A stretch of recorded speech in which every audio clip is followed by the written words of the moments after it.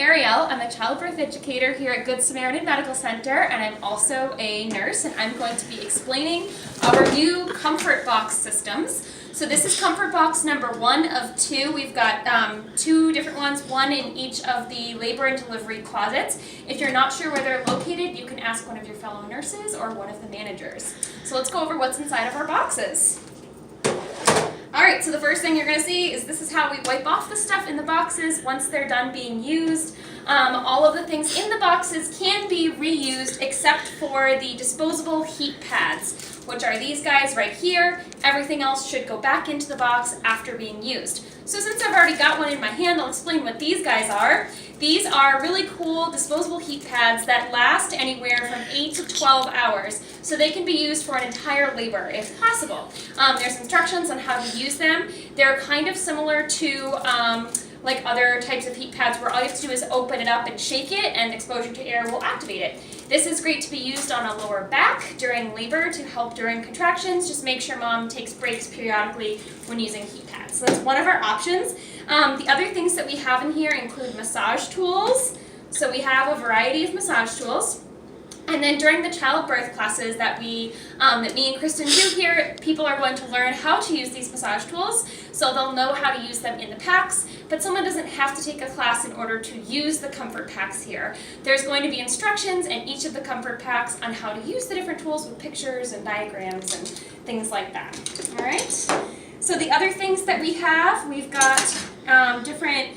This is a jasmine pillow mist, okay, so people can spray this on the pillow or around themselves, and what jasmine does, it helps to naturally increase contractions. It also is energizing and it smells really pretty. So this is a great one for moms to use, just kind of around themselves or on their pillow or their bedding. Another pillow mist that we have is a lavender pillow mist, which helps with relaxation. We also have massage oils, okay? This is just grapeseed oil and essential oils that have been really diluted, so they're very safe.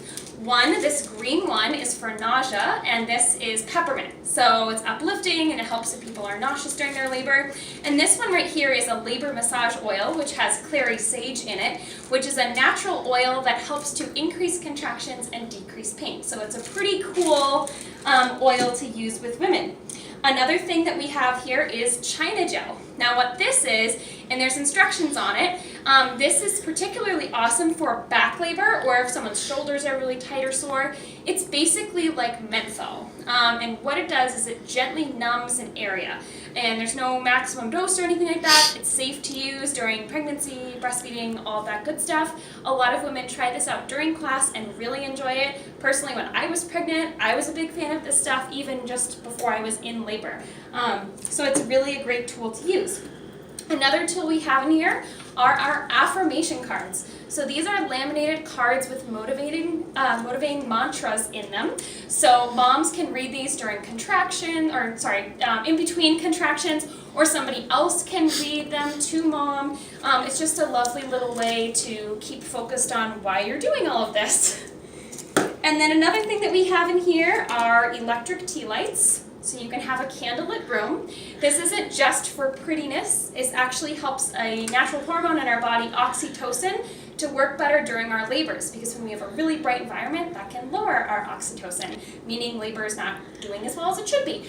So you can have a candlelit room for mom. There's several candles that are in here that are electric. She can put these in her room. She can also use the fairy lights that are now in all the labor rooms, and you can also use these in the bathroom if mom is laboring in the tub. So you can have a candlelit room in the bathroom as well.